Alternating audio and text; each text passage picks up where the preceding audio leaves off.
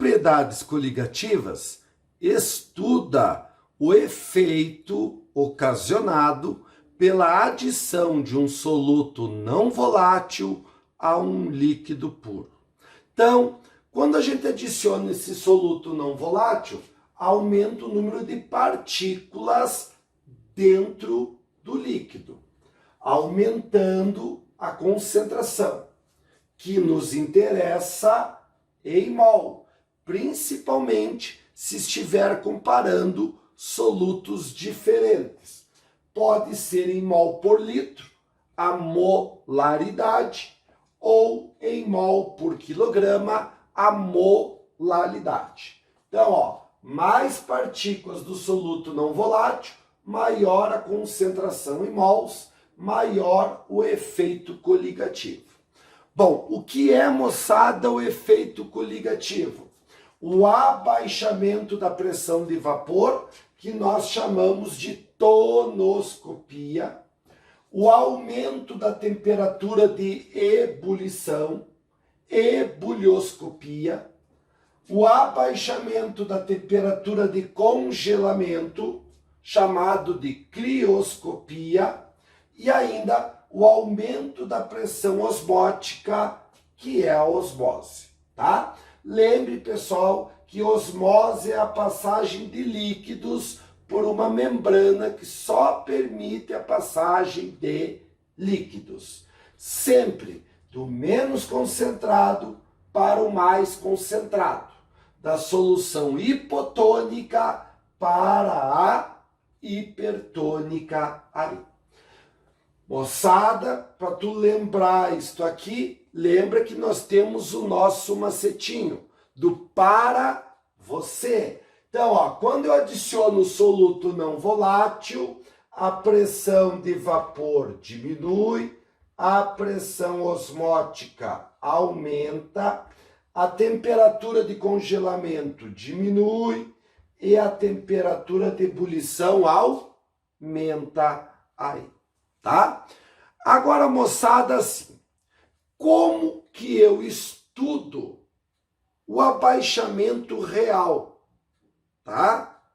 Quantitativamente, como é que eu calculo? Então, o abaixamento da pressão de vapor pode ser calculada, gurizada, com esta fórmula aqui, ó. Variação da pressão de vapor. Quem que é responsável por diminuir a pressão de vapor? O soluto, tá certo?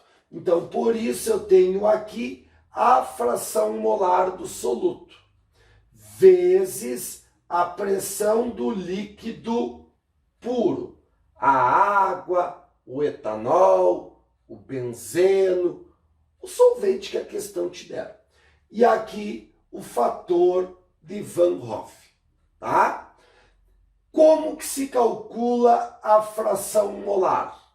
A fração molar, já vimos umas aulas para trás, é o número de mols do soluto pelo número de mols total. Lembre que para ter o número de mols total, eu tenho que ter o número de mols do soluto mais o número de mols do solvente. Então, tu faz esta conta e tu tem a fração molar. Multiplica pela pressão do líquido puro que está no exercício, vezes o fator de Van Hoff. O fator de Van Hoff, pessoal, é o seguinte.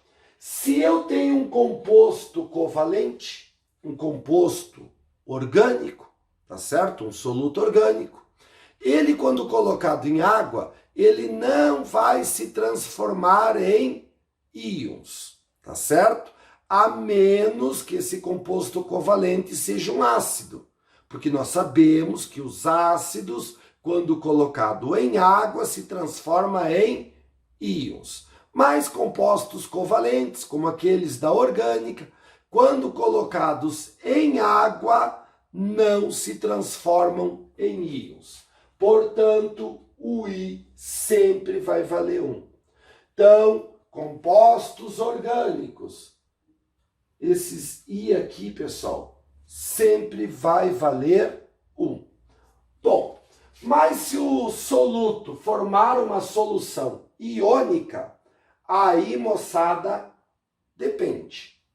Se o alfa for 100%, então um ácido, uma base, um sal, colocado em água, estiver 100% ionizado, o I é igual ao quê? E o que é o quê? Número de íons. Sal de cozinha, NaCl. Quando colocado em água, produz quantos íons? 2. O Na+, e o Cl-. Então, o Q vale 2, que vai ser o que, moçada? O I. Tá? Agora, em raras questões, o alfa pode ser menor que 100%. Então, o ácido, a base do exercício, não está totalmente ionizado. Então, o grau de ionização é inferior a 100%. Como que nós vamos calcular o fator de Van Hoff? Assim, pessoal, I é igual a 1 mais o fator, o grau de ionização, na verdade, tá certo? Se for 90%, 0,9. 50%, 0,5. Tem que tirar a porcentagem. Vezes o número de íons, menos o que, moçada? Menos 1. Tá? Agora, moçada, se eu tiver que calcular o aumento da temperatura de ebulição, tá? Então, o aumento da temperatura de ebulição é a constante ebulioscópica, tá escrito no exercício o valor, é só pegar lá o valor, porque para cada solvente é um valor diferente, tá? Vezes a molaridade. Daí, moçada, aqui, ó, nós temos a molaridade. Como que nós calculamos a concentração molal? Número de mols do soluto pela massa do solvente em quilogramas.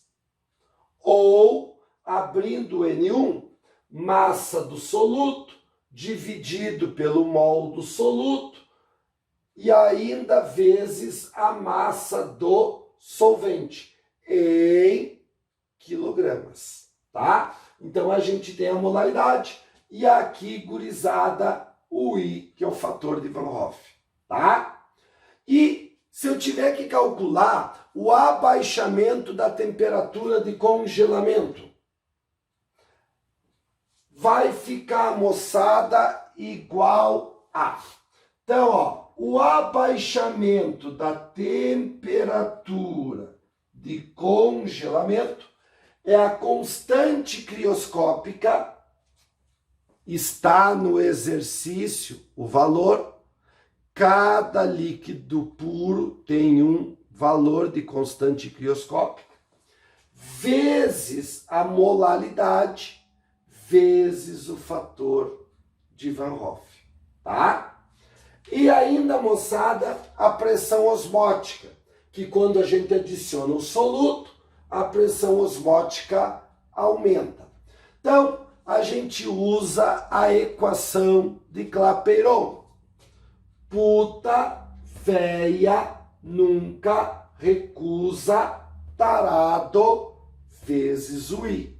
Então, ó, esse π aqui significa pressão osmótica, tá? Pressão vezes volume é igual número de mols vezes a constante universal dos gases ideais vezes a temperatura em Kelvin vezes o que?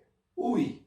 Daí, moçada, olha bem, se eu passar esse V para cá, fica N dividido pelo V. Olha aqui, ó, N dividido pelo V.